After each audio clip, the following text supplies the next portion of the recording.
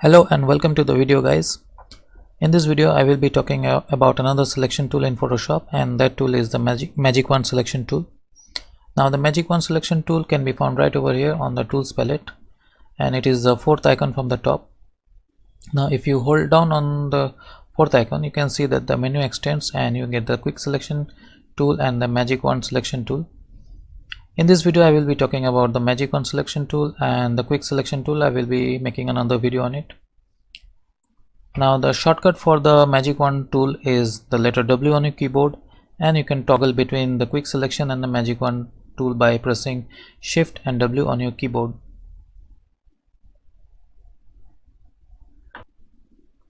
Now the way Magic Wand tool works in Photoshop is that it chooses a particular range of color on your image.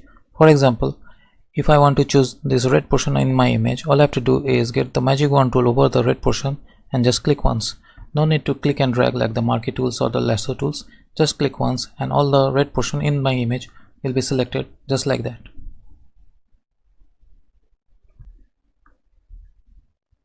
Now, like every selection tool in Photoshop, you do have some options for the Magic Wand tool as well. The first set of options are add to selection, subtract from selection. These are very basic. I mean, you can choose these to click over these icons and activate these modes, or you can just use the keyboard shortcut of Shift and Alt. Shift to add and Alt to subtract.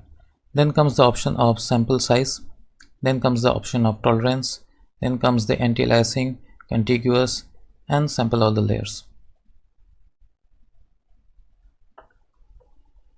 Now I'm going to try to explain the sample size option for making a selection with the Magic Wand tool.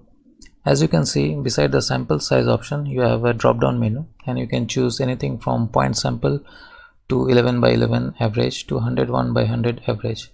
Now when point sample is selection, it means Photoshop will be making a selection from the point where your cursor is on the image. And for example, if you chose 11 by 11 average, Photoshop will be considering an area which is 11 pixels by 11 pixels just around the cursor of your mouse which is on your image, and then make a selection from that 11 by 11 pixels area. Now tolerance means the range of area, the range of color Photoshop should be considering before making a selection. For example, at the moment tolerance is set at 32, and I'm going to click anywhere on this gradient. A certain amount of area gets selected. Now if I decrease the tolerance to say 5 and click on the same point on the gradient, a much narrower area gets selected. Similarly, if I increase the tolerance to say something around 100 and click on the same point in the gradient, a much wider area gets selected because I have increased the tolerance level. So this is how tolerance option works in Photoshop.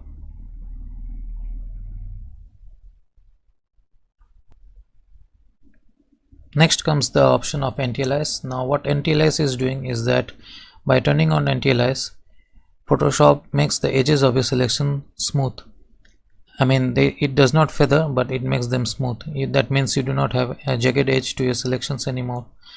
Then the next option is contiguous. So let me show you by turning it off and then selecting this red color over here.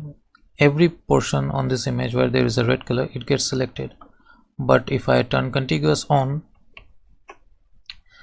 then only the red portion where I click, only that red portion gets selected. For example, if I click on this second sphere, then only this second round portion gets selected and not the first one, and not this big rectangular one. Then the next option is sample all the layers. That means Photoshop will be making a selection based on the color from every layer in this image, and if sample all the layers is turned off, Photoshop will be making a selection from the current active layer only. And then comes the option of refine edge, which is at the moment grayed out because I do not have any selection. But say for example, if I have this selection, then the refine edge option is turned on. Now what refine edge does is that it helps me to fine tune the selection even more further.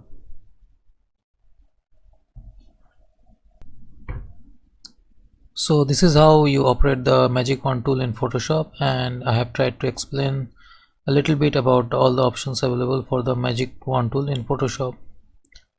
I hope this video was useful to you. If you found this video useful, please give it a like and subscribe to my channel.